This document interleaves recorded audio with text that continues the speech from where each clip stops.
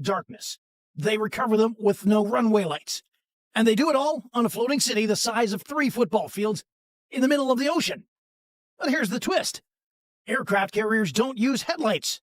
Not at the bow, not on the flight deck, not even during night ops. Why? If you've ever looked out over the sea at night, you know it's pitch black. No streetlights, no city glow, just water and sky. And yet, cruise ships have lights. Cargo vessels glow like Christmas trees. Even smaller naval ships carry navigation and deck lighting. But the most advanced, most powerful warship on the planet? Dark as a ghost. So, how does a carrier safely steam through dangerous waters, launch multi-million-dollar jets at night, and recover them, all without a single beam of light cutting through the dark? It's not just for mystery, and it's definitely not because they can't. The answer lies in a mix of physics, stealth, decades of combat experience, and a tactical mindset that says, if they can see us, we've already lost. Tonight, we'll step into that darkness and shed light onto what the Navy doesn't.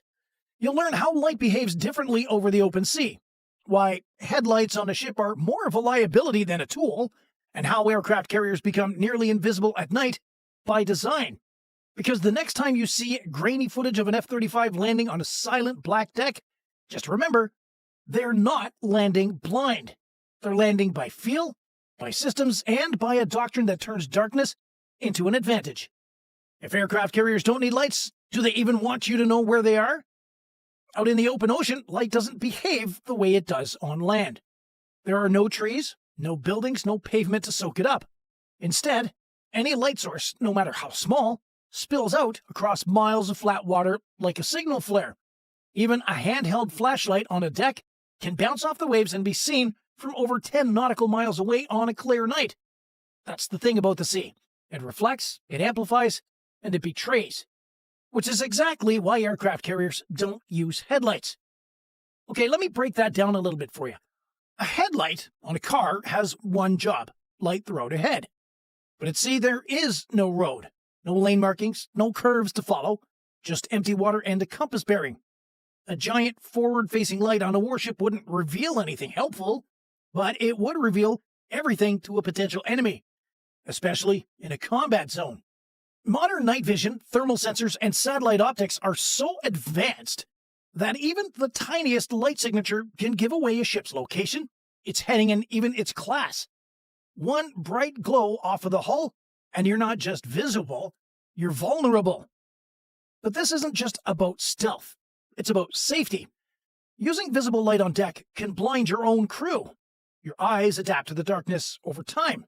Turn on a spotlight at sea and you destroy that night vision instantly. Pilots landing at night rely on a very specific low-light environment, flooded with brightness, and you make the approach more dangerous, not safer. That's why aircraft carriers use specialized lighting, red, blue, and green deck lights that preserve vision and minimize reflections. These lights are often shielded, dimmed, or positioned low to the surface, just enough to work, never enough to be seen. In other words, a carrier doesn't light the way forward. It hides in plain sight. So the next time you wonder why it looks like the ship is sailing blind, it's not. It's seeing everything and making sure that you see nothing. So, if a 100,000-ton aircraft carrier is moving at 30 knots through pitch black water with no headlights, how does it not slam into something? Here's the answer. It doesn't need eyes when it has sensors. Modern carriers don't see the ocean the way you and I do. They don't rely on vision. They rely on systems. At the heart of that capability is a whole suite of high-tech navigation tools designed to make lights obsolete. First, there's the radar, the real eyes of the ship. These massive spinning dishes don't just detect objects, they calculate speed, bearing, size, and movement. From tiny fishing boats to fast-moving threats, radar systems build a digital map of everything within range, day or night. Then there's sonar, used below the surface. Submarine hunters, underwater threats, carriers track them too. Combined with sonar buoys and data relayed from escort ships, nothing approaches from below without being noticed. But the human factor? Still critical. The bridge crew, especially the officer of the deck, or the OOD, and the navigation team, are trained to read electronic charts, interpret radar returns, and manage safe passage using GPS, inertial navigation, and constant ship-to-ship coordination. And let's not forget the Combat Information Center, or the CIC, the brain inside the hull. It compiles all of the data, radar, satellite feeds, sonar, even intelligence intercepts. Every second, the crew inside the CIC sees a full 360-degree picture of the battle space. Lights? Well, they just get in the way.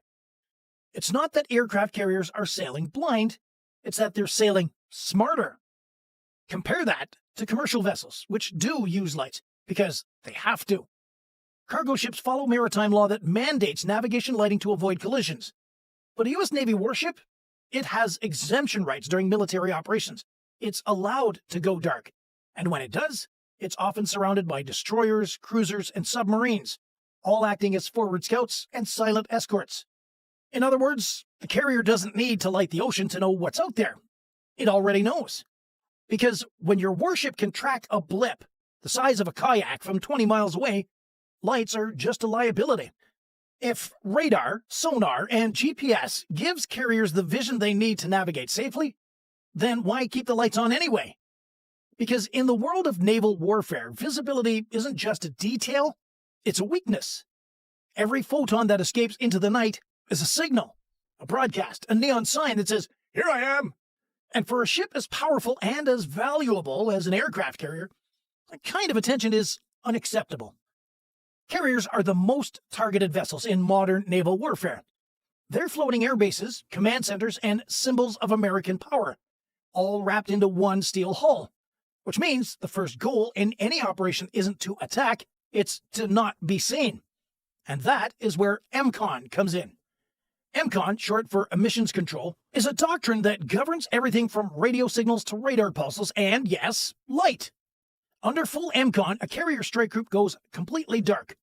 No transmissions, no signals, no glow. Even non-essential systems shut down. It's stealth mode, but on a whole new level. Even on the deck, lighting is surgically controlled. Catapult crews use shielded flashlights. Landing signal officers wear glow tape. Pilots navigate by heads-up displays and infrared beacons. No spotlights, no strobes, just enough to function, never enough to reveal. Because when a carrier sails into contested waters, the goal isn't to look impressive. It's to be invisible. So if you ever wonder why the world's most powerful warship hides in the dark, the answer is simple. Because the moment it's seen, it becomes a target.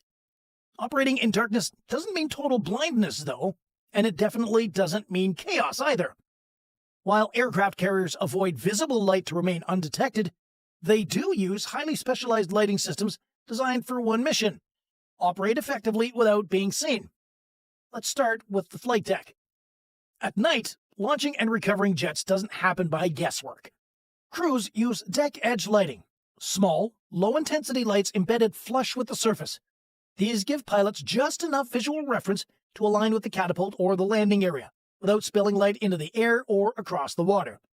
Then there's NVG-compatible lighting. Systems visible only through night vision goggles. Green chem lights and infrared strobes mark crew positions, resting gear locations, and safety zones. From above, it looks like darkness. Through a pilot's NVGs, it's a perfectly clear runway.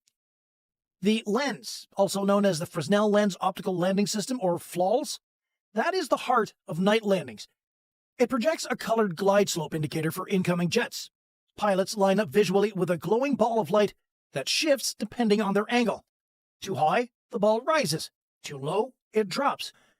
But it's angled so precisely that it's only visible to the pilot on approach. Flight deck personnel also become part of the lighting system. Yellow shirts, green shirts, whatever shirts. Each does a job that has a designated uniform color. At night, their helmets and vests include glow tape or faint reflective panels. It's all designed to be seen up close, not far away. Inside the ship, red lighting is standard in passageways during night ops. Why red, you say?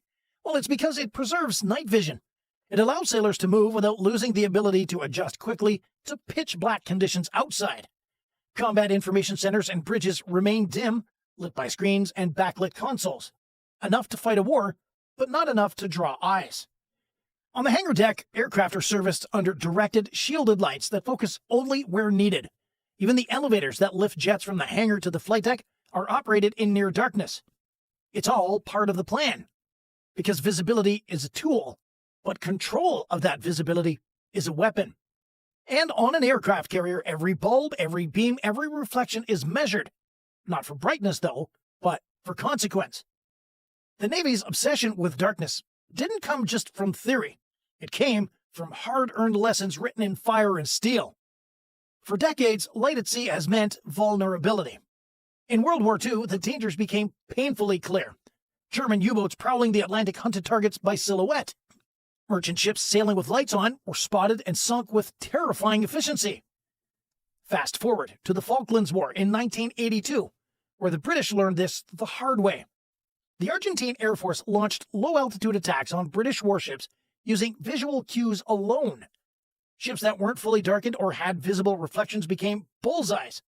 One hit on HMS Sheffield, caused by a radar-guided Exocet missile, turned into a deadly fire. The missile locked on due to electronic emissions, but visual confirmation sealed the fate. Even more recently, in the 2000s, smaller navies suffered losses due to overlit operations in high-risk waters. In the Gulf of Aden, for example, merchant and military vessels traveling without proper lighting discipline found themselves vulnerable, not just to pirates, but to drone surveillance and infrared tracking. The U.S. Navy took those lessons seriously and elevated them into doctrine. During the Cold War, going dark became an art form. Subs perfected silent running, surface ships practiced blackout operations during night transits, and carriers? They became the masters of stealth through silence and shadow. Exercises often simulated operations under full MCON. Radios off, radars limited, and lights completely blacked out. Even more recent conflicts, especially in the Red Sea and the South China Sea, U.S. carriers operated near contested waters where foreign reconnaissance drones and spy satellites loomed overhead. Using visible lighting in these environments would be the equivalent of waving a flare in enemy territory. And the stakes have only gotten higher. In an age where